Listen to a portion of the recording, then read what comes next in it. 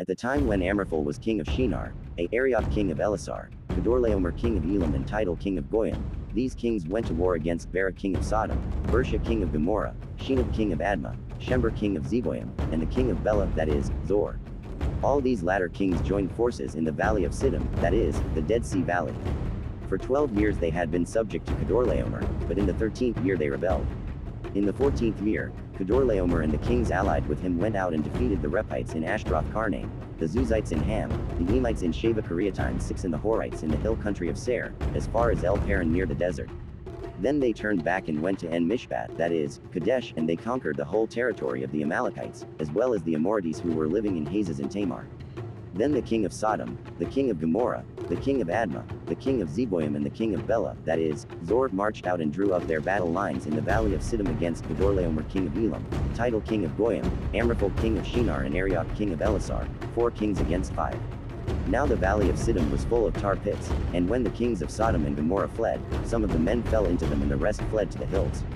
The 4 kings seized all the goods of Sodom and Gomorrah and all their food, then they went away. They also carried off Abram's nephew Lot and his possessions, since he was living in Sodom.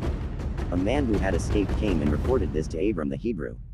Now Abram was living near the great trees of Mamre the Amorite, a brother of Eshcol and Aner, all of whom were allied with Abram. When Abram heard that his relative had been taken captive, he called out the 318 trained men born in his household and went in pursuit as far as Dan. During the night Abram divided his men to attack them and he routed them, pursuing them as far as Hobah, north of Damascus. He recovered all the goods and brought back his relative Lot and his possessions, together with the women and the other people. After Abram returned from defeating Kedorlaomer and the kings allied with him, the king of Sodom came out to meet him in the valley of Shaveh, that is, the king's valley. Then Melchizedek king of Salem brought out bread and wine. He was priest of God Most High. 19 And he blessed Abram, saying, Blessed be Abram by God Most High, creator of heaven and earth.